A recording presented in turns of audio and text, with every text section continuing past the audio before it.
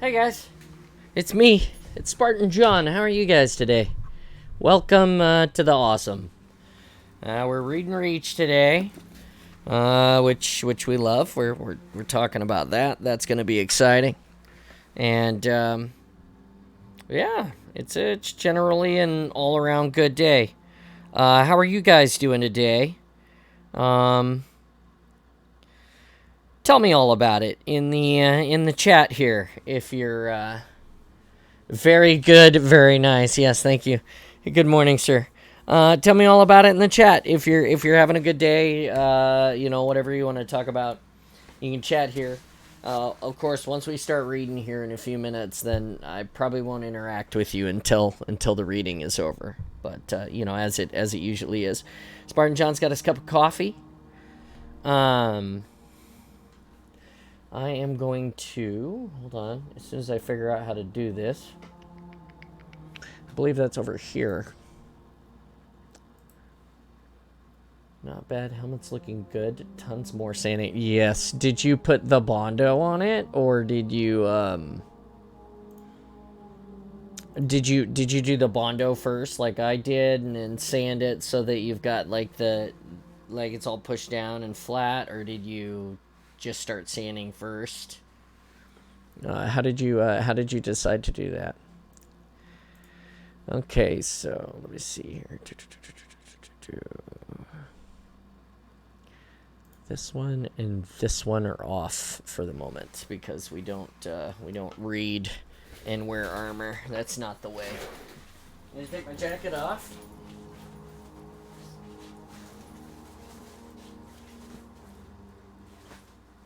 Put it down. I would normally hang it, but the flight sim pit is in the way, so I used resin talc mix, then sanded that. Now it's time for a second coat sanding. Okay, I'm really interested in seeing how that turns out. How it. I mean, I'm sure it's gonna be great. It's just not a format that I've been accustomed or have until you had mentioned it previously. It wasn't something that it wasn't on my radar. So yeah, I'll be really interested in seeing how that turns out. I'm so excited for you to have that going. It's gonna be amazing. Let's see. A couple of updates.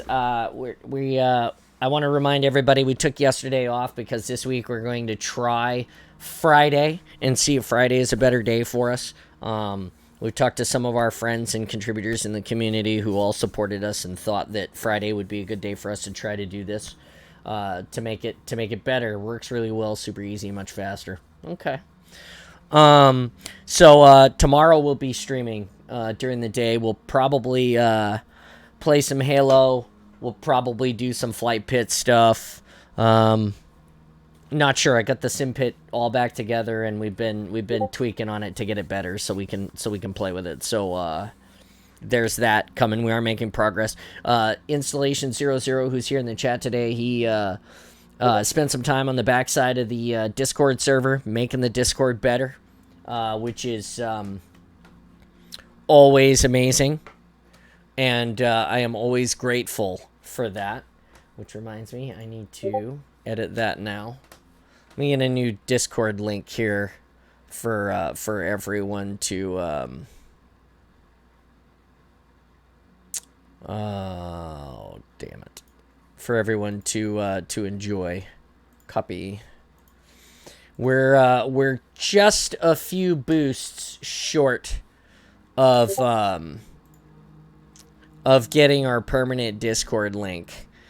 We did have one before, but it expired. We weren't able to maintain the confirm. There we go. We're not able to maintain the things that we needed to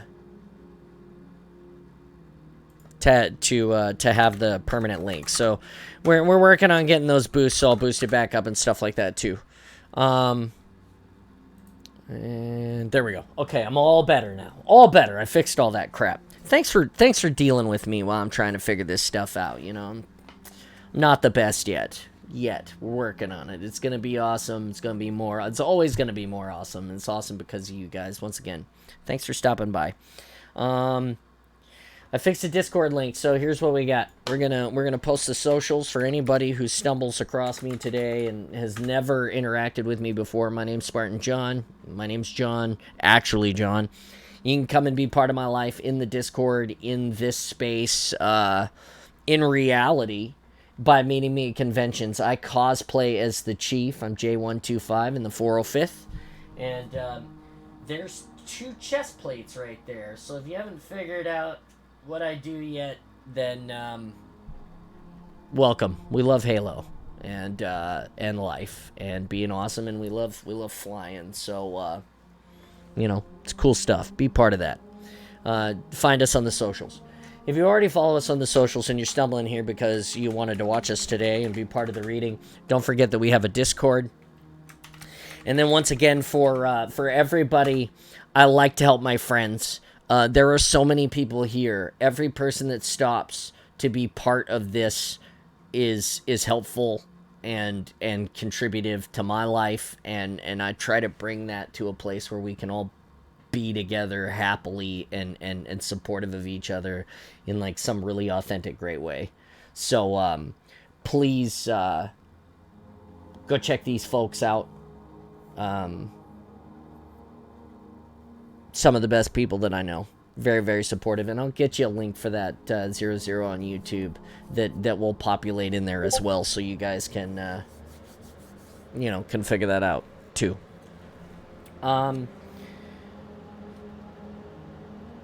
I think that's it. We're going to start reading. Reading Reach. Here's the bookmark. Same bookmark. Your guys' favorite bookmark. It's my favorite bookmark. And then we're on chapter 20 today of Reading Reach. So it's really exciting. We'll put the book up here. We'll turn this sound down a little bit there, so it's not quite as overwhelming as it sometimes can be. And we are in the Discord, and we're getting ready to start this thing.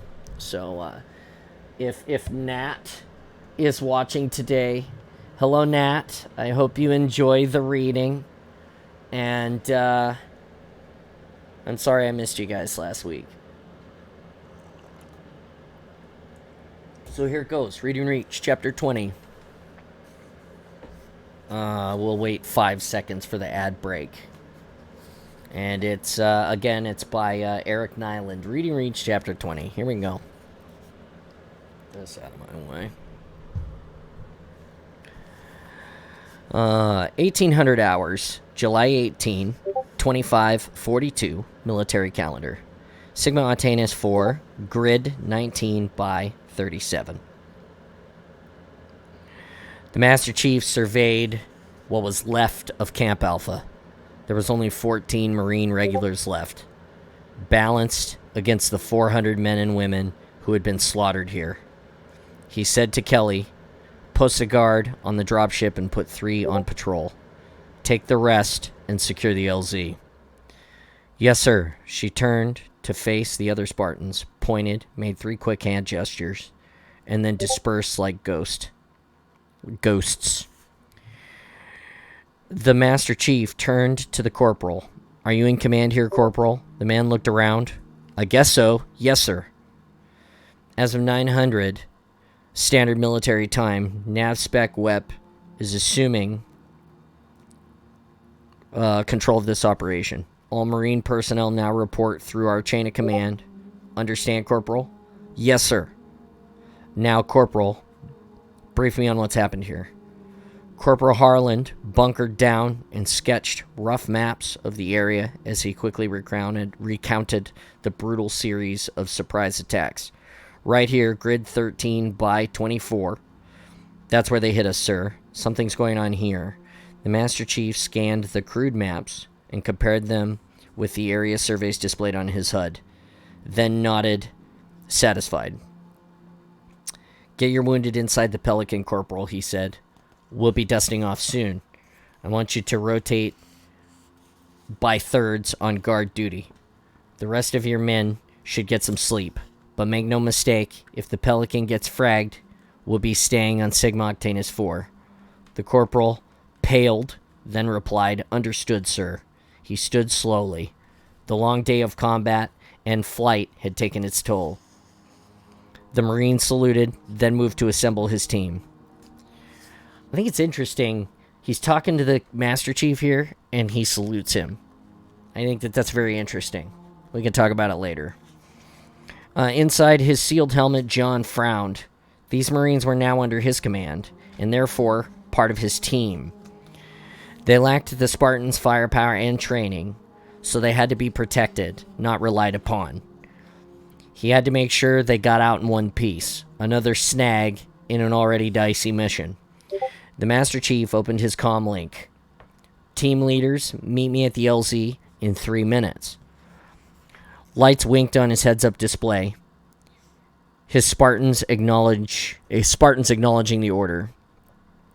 He looked around at the destruction. Thin sunlight reflected dully from the thousands of spent shell casings strewn across the battlefield. Dozens of shattered Warthog chassis bled trails of smoke into the hazy sky. Scores of burned corpses lay in the mud. They'd have to get a burial detail down here later, before the grunts got to the dead. The Master Chief would never question his orders, but he felt a momentary stab of bitterness.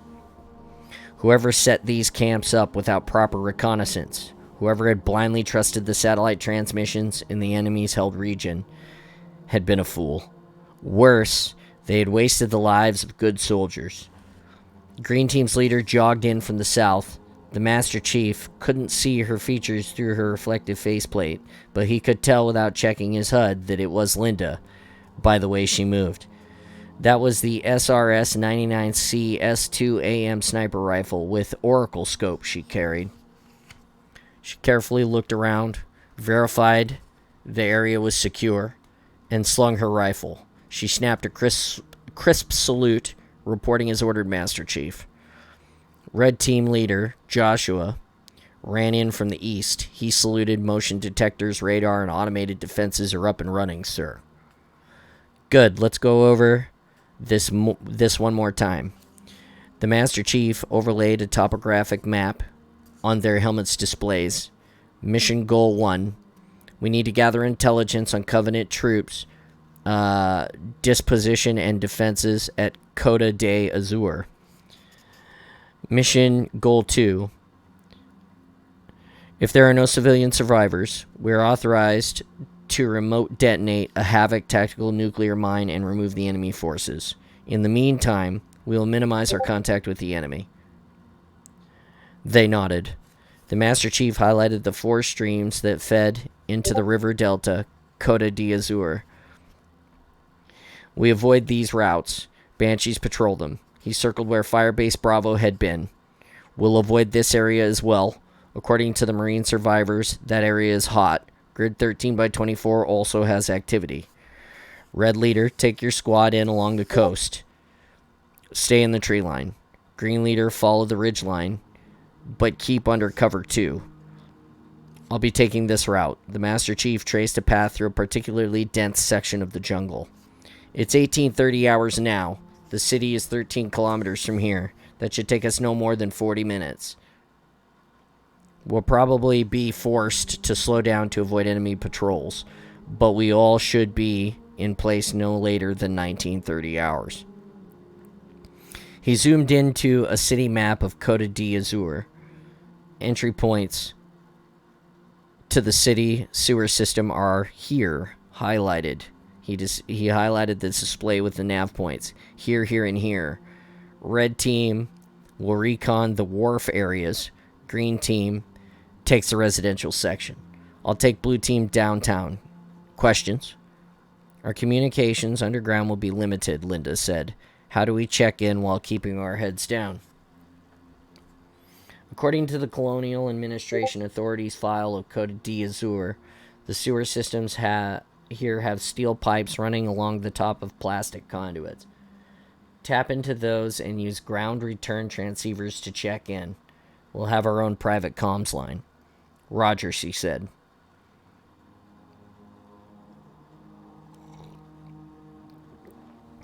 The Master Chief said, as soon as we leave, the dropship dusts off and we'll move here. He indicated a position far to the south of Alpha Camp. If the Pelican doesn't make it, our fallback rendezvous point is here. He indicated a point 50 kilometers south. Oni's welcoming committee has stashed our emergency SATCOM link and survival gear here. No one mentioned that survival gear would be useless when the Covenant glassed this planet. Stay sharp, John said, and come back in one piece. Dismissed. They saluted briskly, then sprinted to their tasks. He switched to Blue Team's frequency. Time to saddle up, Blue Team, he called out. RV back at the bunker for orders. 3 blue lights winked, acknowledging in his display. A moment later, the other 3 Spartans in his squad trotted into position, reporting as ordered. Blue Team announced. The Master Chief, reporting as ordered, Blue Team announced. Boy. The Master Chief quickly filled them in on the mission. Blue 2, he nodded to Kelly, you're carrying the nuke and medical gear. Affirmative. Who will have the detonator, sir? I will, he replied. Blue 3, he turned to Fred. You have the explosives. James, you take care of our extra comms equipment. They double-checked their gear. Modified MA5B assault rifles. Adapted to mount silencers. 10 extra clips of ammunition. Frag grenades, combat knives, M6D pistols. Small but powerful handguns that fired 450 Magnum loads, sufficient to crack through grunt armor. In addition to the weapons, there was a single smoke canister. Blue smoke to signal for pickup. John would carry that. Let's go, he said. Blue Team moved out. They quickly entered the jungle in a simple, single-file line, with Blue 4 in the lead. James had an instinct for walking point. The line was slightly staggered, with John and Kelly slightly to the left of James. Fred brought up the rear. They moved cautiously. Every 100 yards, James signaled the group to halt, while he methodically surveyed the area for any signs of the enemy. The rest of Blue Team crouched and disappeared into the thick jungle foliage. John checked his HUD. There were 1/4 of the way to the city. The team made good time despite the cautious pace. The Mjolnir assault armor allowed them to push their way through the thick jungle like it was a stroll through the woods. As the team moved on, a thin mist that permeated the jungle gave way to a hard, pelting rain. The damp ground gradually turned to mud, forcing the team to slow. Blue 4 stopped dead and raised his fist, the signal to halt and freeze. John stopped in his tracks, his rifle raised, and sweeping slowly back and forth, searching for any sign of enemy movement. Normally, the Spartans relied on their armor's detection gear to locate enemy troops, but their motion sensors were useless. Everything moved in the jungle. They had to rely on their eyes and ears and the instincts of their point man. Point to team leader, enemy contact. James' calm voice crackled across the comm channel. Enemy troops within 100 meters of my position, 10 degrees left. With exaggerated slowness, Blue 4 indicated the danger area by pointing. Affirmative, John replied. Blue Team hold position. Although the motion trackers were of no use here, thermal proved effective. Through the thick sheets of rain, the Master Chief spotted 3 cold spots, grunts in their chilled environmental suits. Blue Team enemy contact confirmed. He added the enemy position to his HUD, estimated enemy strength point. Lead, I make 10, say again, 10 Covenant troops. Grunts, sir. They're moving slowly, double file formation. They haven't spotted us. Orders. John's orders said to minimize contact with the enemy where possible. The Spartans were spread too thinly across the battle area to risk prolonged engagement, but the grunts were heading right for the Marine bunker. Let's take them out, Blue Team, he said. The team of grunts slogged through the mud. The vaguely simian aliens wore shiny red-trimmed armor.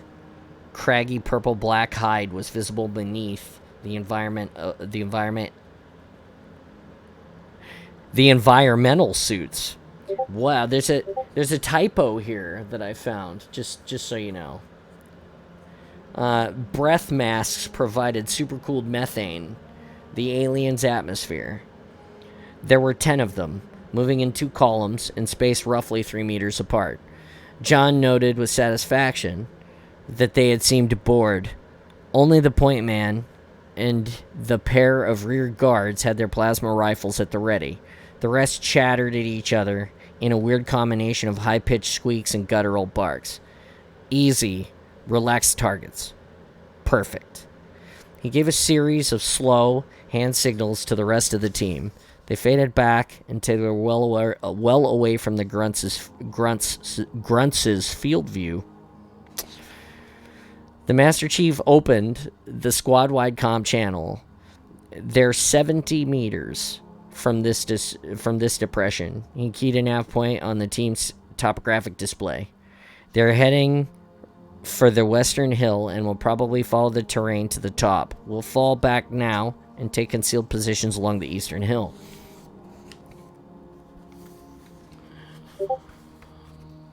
Blue 4, you're our scout. Stay near the bottom and let us know when the rear guard passes you. Take them out first. They seem alert. Blue 2, you have overwatch at the top of the hill. Blue 3, back me up. Silence weapons only. No explosives unless things go bad. He paused, then gave the order to move out. The Spartans crept back along their path and spread out along the hill. John, in the center of the line, readied his assault rifle. The team was virtually invisible in the thick foliage and covered by the barrel-wide tree trunks of the local flora. 1 minute ticked by, then 2, then 3. Blue 4's acknowledgement signal blinked twice in John's HUD. Enemy detected. He relaxed his grip on the weapon, waiting. There, 20 meters distant, the grunt point man moved to the edge of the western hill, just downhill from John's position. The alien paused, his plasma rifle sweeping the area, then moved slowly up the rise. A moment later, the rest of the formation came into view, 10 meters behind the point man. Blue 4's indicator winked again. Now, the Master Chief opened fire, a short 3-round burst. The weapon's muffled cough was inaudible over the sound of the jungle's rainfall. The trio of armor-piercing rounds slashed through the alien's throat protection, rupturing the environmental suit. The grunt clutched his neck, emitted a brief, high-pitched gurgle, and fell to the mud dead. A moment later, the grunt's lines came to a clumsy halt, confused. John spotted 2 strobe flashes and a pair of Covenant rear guards dropped to the ground. Blue 2, to lead rear guard eliminated. Hit them, John barked. The 4 Spartans opened fire in short bursts. In less than a second, 4 more of the grunt patrol were down, dead from headshots. The remaining trio of grunts unslugged their plasma rifles, slung them wildly back and forth, looking for targets and chattering loudly in their strange, barking language. John sighted in on the closest alien to him and squeezed the trigger. The alien splashed into the mud, methane spraying from his shattered breath mask. Another pair of sustained bursts, and the last 2 grunts were down. Kelly policed the grunts' weapons and handed a plasma rifle to each of the team. The Spartans had standing orders to seize Covenant weapons and technology whenever possible. Blue Team fanned out and continued on their way. When they heard banshees overhead, they hunkered down in the mud, and the flyers passed by. 10 more kilometers of rough terrain, and then the jungle stopped, and fields of rice paddies stretched out before them all the way to Coda d'Azur. Crossing these would be more difficult than the jungle. They donned camouflage cloaks that masked their thermal signatures and crawled through the muck on their stomachs. The Master Chief saw 3 larger ships hovering over the city. If they were troop transports, they could carry thousands of Covenant soldiers. If they were warships, any direct ground assault against the city would be futile. Either way, it was bad news. He made sure his vid and audio mission recorders got a good clear image of the vessels. When they emerged from the mud, they were near the beach and on the edge of the city. The Master Chief checked the map readings and made his way to the sewage outlet.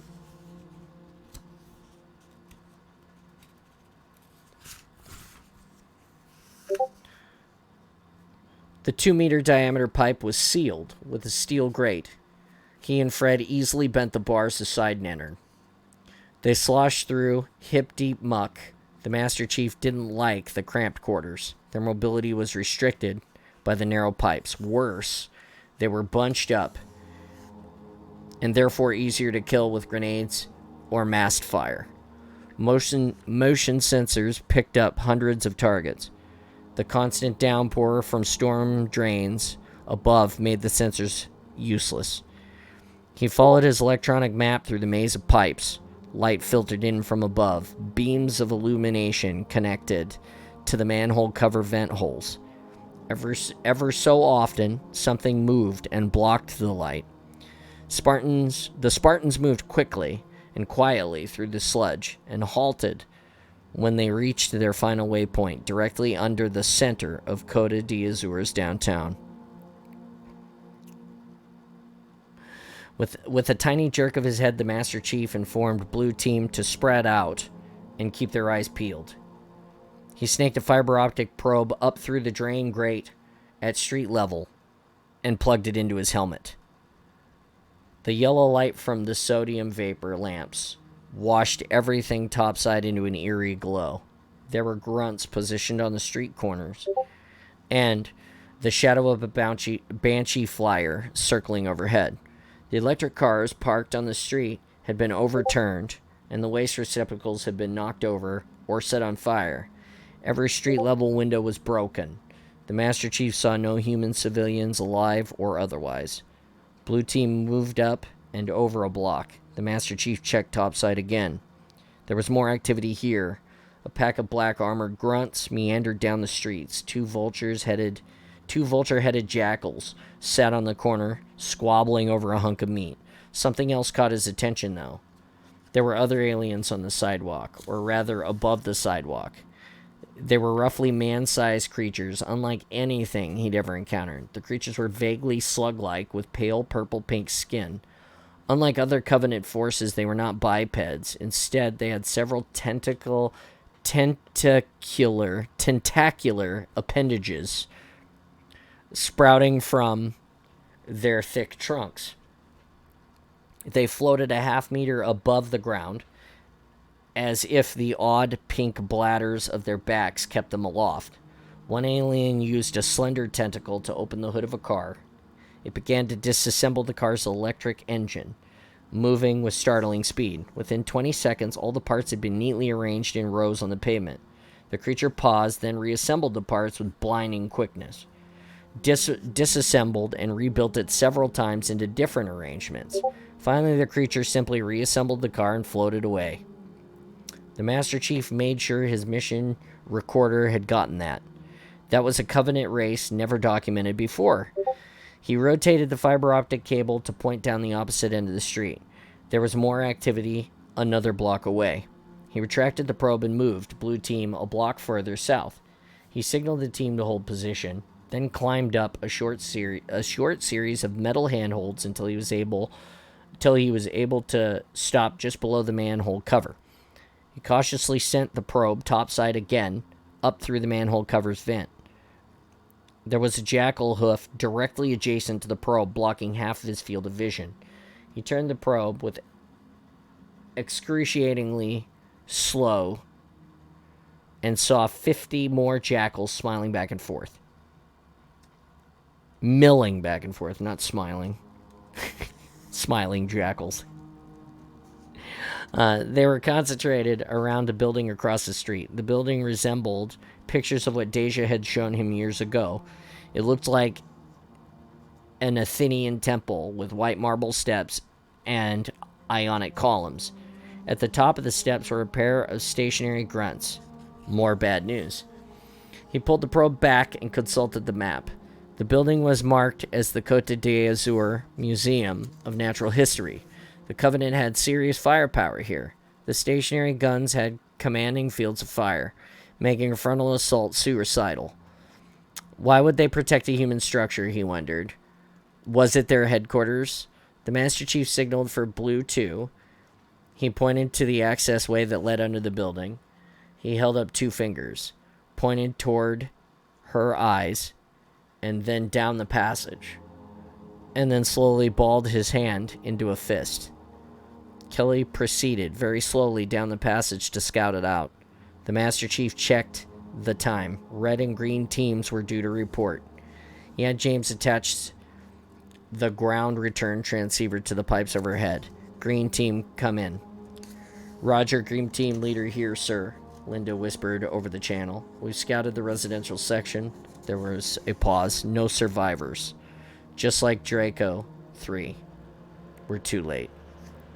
He understood. They'd seen it before. The Covenant didn't take prisoners. On Draco 3, they had watched via satellite link-up as human survivors were herded together and ripped apart by ravenous grunts and jackals. By the time the Spartans had gotten there, there was no one left to rescue. But the victims had been avenged. Green team, stand by and prepare to fall back to the RV and rescue, and secure area, he said. Standing by, Linda said. He switched to red team comm channel. Red team report. Joshua's voice crackled over the link. Red leader, sir. We've got something for Oni. We've spotted some new type of Covenant race. Little guys that float. They seem to be some sort of explorer or scientist type. They take things apart, then move on. Like they're looking for something. They do not appear to be hostile. Advise that you do not engage. They raise a pretty loud alarm, Blue lead. You in trouble? Dodge a trouble, sir, he said. But there is one snag. Snag?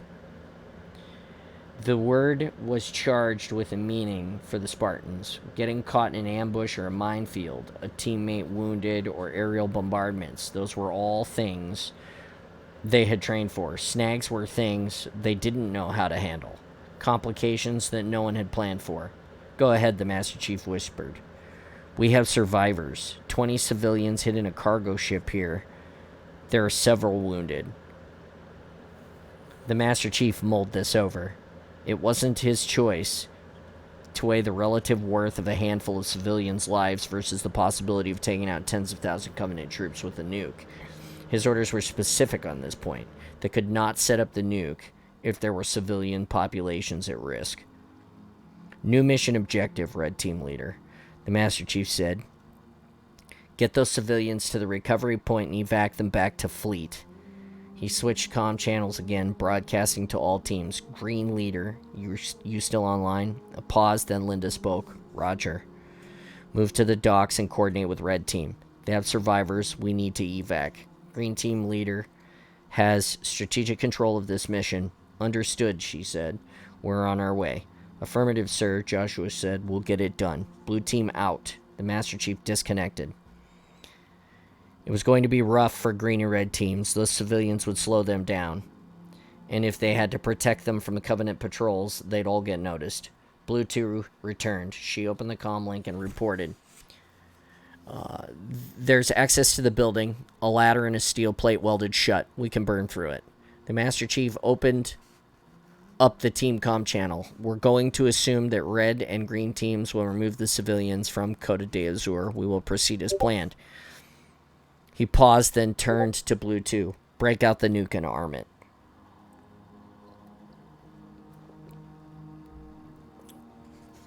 Chapter 21. 21:20 hours, July 18, 2542 military calendar. UNSC Iroquois, military staging area in orbit around Sigma Octanus 4. Ship status, Captain Keyes said as he strode onto the bridge, buttoning his collar. He noticed that the repair station cradle still obscured their port camera. And why aren't we clear of that station yet, sir? All hands are at battle stations, Lieutenant Dominique replied. General quarters sounded. TAC data uploaded to your station. A tactical overview of the Iroquois, neighboring vessels, and cradle popped onto Keyes' display. As you can see, Lieutenant Dominique continued, we did clear the station, but they are moving on the same outbound vector that we are. Vice Admiral Stanforth wants them with the fleet. Captain Keyes took his place in his command chair, the hot seat, as it was more colloquially known, and reviewed the data. He nodded with satisfaction. Looks like the Vice Admiral has something up his sleeve. He turned to Lieutenant Hall, engine status, Lieutenant. Engines hot at 50%, she reported. She straightened to her full height, nearly 6 feet, and looked Captain Keyes in the eye with something edging near defensiveness. Sir, the engines took a real beating in our last engagement. The repairs we've made are, well, the best we could do without a complete refit. Whoever is messaging me on Discord needs to chill. Let me see if I can fix that. Thanks for cluing me in on that. That is terrible, isn't it? How do I? 1 second. Thank you for this. Thank you for pointing that out. I will see if I can fix it now. It's unusually loud today, isn't it? Here we go. This is what we want. There, let's see if that helps. Thanks for pointing that out. I appreciate it. Honestly, Fox, get out of my head. All right.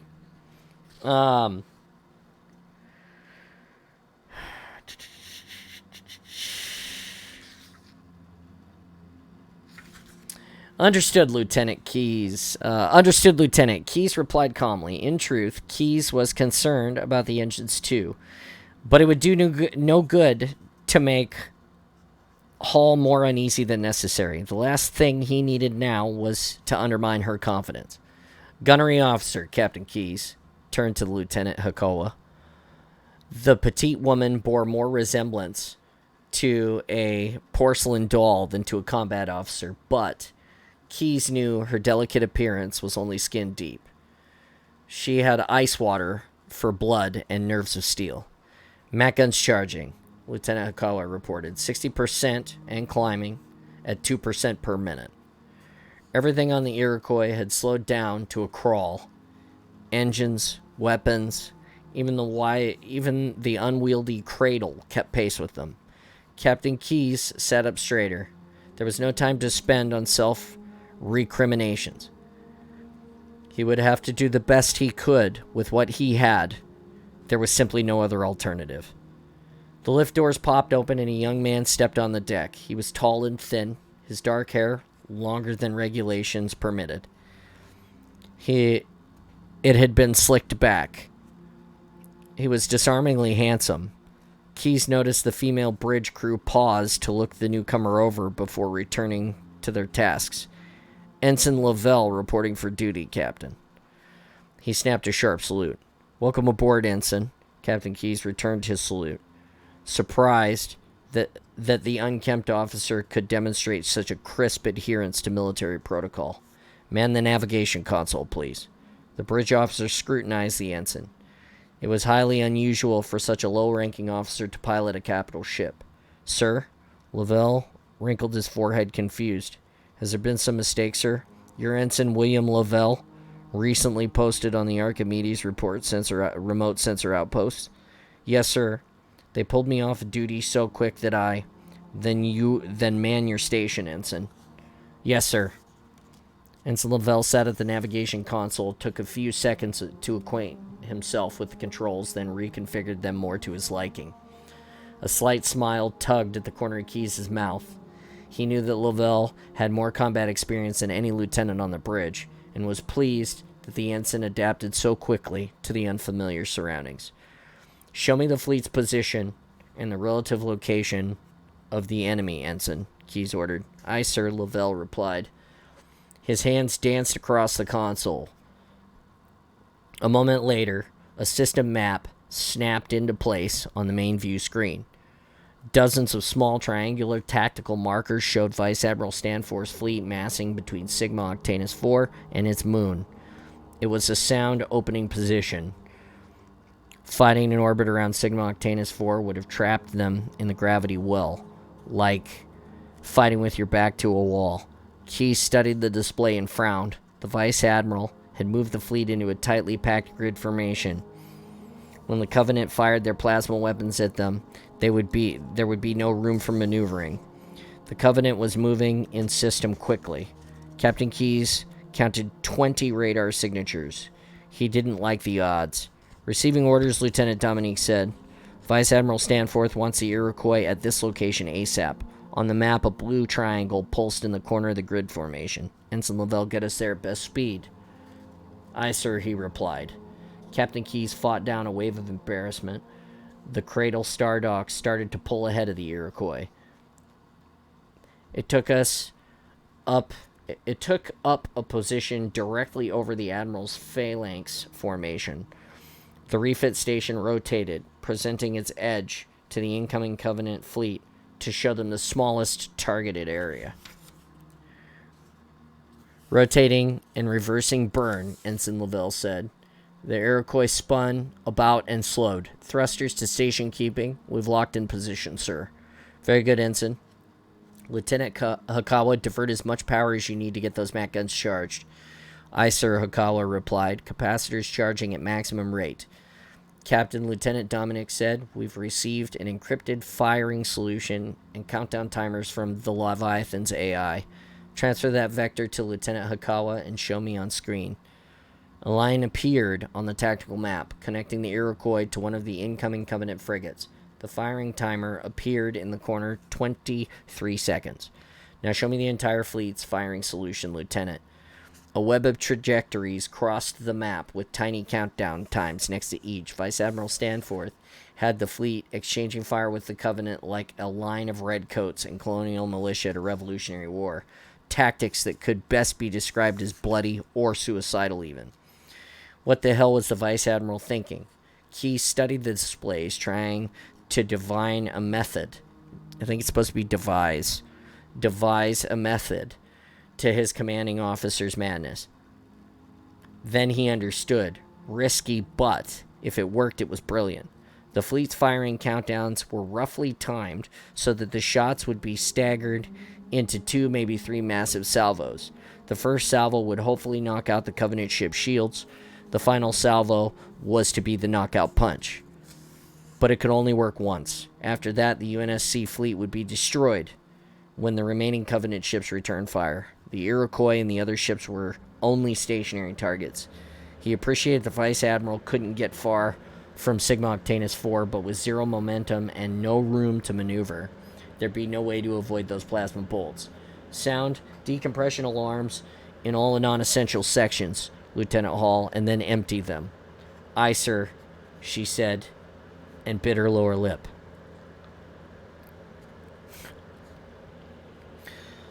Gun status on the Max, Keyes. Eyes were glued to the firing countdown. 20 seconds, 15, then 10. Sir, Mac weapon systems are hot, Okawa announced, removing safeties now. The Covenant ships started to rotate slowly in space. Although their momentum continued to carry them on their inbound trajectory toward the UNSC phalanx, motes of red light collected along the alien ship's lateral lines. 5 seconds. Transferring firing control to the computer, Lieutenant Hakawa said. She punched a series of firing codes into the computer, then locked down the controls. The Iroquois recoiled and spat 2 bolts of thunder toward the enemy. The starboard view screen showed UNSC destroyers and frigates launching their opening salvos. The Covenant fleet fired as well. Angry red lances of energy raced through space toward them. Time until plasma impacts, Captain Keyes asked Ensign Lavelle. 22 seconds, sir. The vacuum between the two opposing forces filled with hundreds of lines of fire and smoldering metal that seemed to tear through the fabric of space. The trajectories closed on one another, then crossed, and the bolts of fire grew larger in the main screen. Lieutenant Dominic said, receiving a second set of firing solutions and times. Vice Admiral Stanforth on the priority channel, sir. Put him on Holotank 2. Keyes ordered. Near the main view screen, a small holographic tank, normally reserved for the ship's AI, winked into operation. Vice Admiral Stanforth's ghostly image appeared. All ships hold your position. Divert all engine power to recharge your guns. We've got something special cooked up. His eyes narrowed. Do not, I repeat, do not under any circumstances break position or fire before you're ordered to do so. Stand forth out. The holographic projection of the Vice Admiral snapped out of existence. Orders, sir? Ensign Lavelle turned in his seat. You heard the Vice Admiral, Ensign. Thrusters at station keeping. Lieutenant Hikawa, get those guns recharged on the double. Aye, sir. Keyes nodded as Hikawa turned back to her task. 3 seconds until first salvo impact, she announced. Keyes turned back to the TAC display, concentrating on the MAC rounds that crawled across the screen.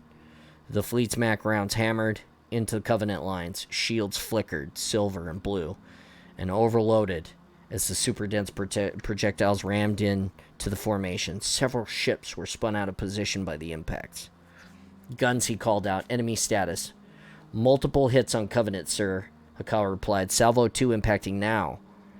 A handful of shots were clean misses. Keyes winced. Each one of the off-trajectory MAC rounds meant one more enemy ship would survive to return fire. The vast majority, however, slammed into the unshielded alien vessels. The lead Covenant destroyer took a direct hit from a heavy round, which sent the alien ship into a lurching port spin. Keyes saw the destroyer's engines flare as her pilot struggled to regain control, just as the second MAC round struck into the ship's opposite side. For an instant, the Covenant vessel shuddered, held position, then flexed as the hull stresses became too great. The destroyer disintegrated and scattered debris into a wide arc. A second Covenant ship, a frigate, shuddered under the impact of multiple MAC rounds. It listed to starboard and rammed into the next frigate in the enemy formation. Sparks and small explosions flared across from the ships as a gray-white plume of vented atmosphere exploded into space. The ship's running lights flickered, then dimmed, as a pair of dead spacecraft locked in a deadly embrace tumbled towards the heart of the Covenant line. A moment later, the wrecked ships hit hard a third Covenant frigate, and they exploded, sending tendrils of plasma through space. Dozens of ships vented atmosphere, and fires flickered within their hulls. The fore-view screen, however, was now filled with incoming weapons fire. The fleet commander on priority channel, Dominic, announced audio only. Patch it through, Lieutenant Keyes ordered. A hiss of static crackled through the communication system speakers, and a moment later, Vice Admiral Stanforth's voice calmly broke through the noise. Lead to all ships. Hold your position, the Vice Admiral said. Make ready to fire. Transfer timers to your computers and hang on to your hats. A shadow crossed overhead. On the view screen, Captain Keyes watched as the cradle repair station, the plate nearly a kilometer on edge, rotated and started to slide in front of the phalanx formation. Christ, Ensign Lovell whispered. They're going to take the hits for us. Dominic hit the scopes. Are there any life pods outbound from cradle? Keyes asked. But he already knew the answer. Sir, Dominic answered, his deep voice thick and worrisome. No escape pods have left the cradle.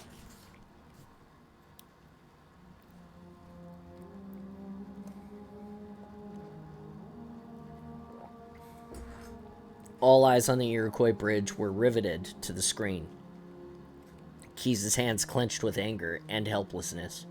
There was nothing to do but watch. The front view screen went black, and the station passed in front of them. Pinpoints of red and orange appeared along the back surface, metal vapor venting in plumes. Cradle lurched closer to the fleet, the impact of the plasma torpedoes pushing it back. The station continued to move downwards, spreading out the damage. Holes appeared in the surface. The internal lattice of the steel girders were exposed, and seconds later glowed white hot. Then the view screen was clear again. Ventral cameras, Captain Keyes said. Now. The view changed as Dominic switched to the Iroquois belly camera. Cradle station reappeared. She spun, and her engines and her entire forward surface was aglow. Heat spread across the edges, and the center liquefied and pulled away. Mac guns ready to fire in 3 seconds, Lieutenant Hikawa announced, her voice cold and angry. Targeting lock acquired. Keyes gripped the arms of the commander's chair. Cradle's crew bought this shot for us, Lieutenant. Captain Keyes growled. Make it count.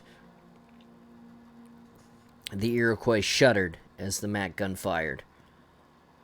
On the status display, Keyes watched as the rest of the fleet fired simultaneously. A 21-gun salute, 3 times over for those on board the station. Those on board the station who had given their lives. All ships break and attack. Vice Admiral Stanforth bellowed. Pick your targets and fire at will. Take as many of these bastards out as you can. Stanforth out. They had to move before the Covenant plasma weapons recharged. Give me 50% on our engines, Captain Keyes ordered, and come out of the course 280. I, Ensign Lovell, and Lieutenant Hall replied in unison. Lieutenant Hikawa released safeties on the Archer missile systems. Safeties are disengaged, sir. The Iroquois moved away at a near right angle from the Phalanx formation. The other UNSC ships scattered at all vectors. One UNSC destroyer, the Lancelot, accelerated straight towards the Covenant lines. As the UNSC ships scattered, the MAC salvos reached the Covenant ships. The Admiral's firing solutions had targeted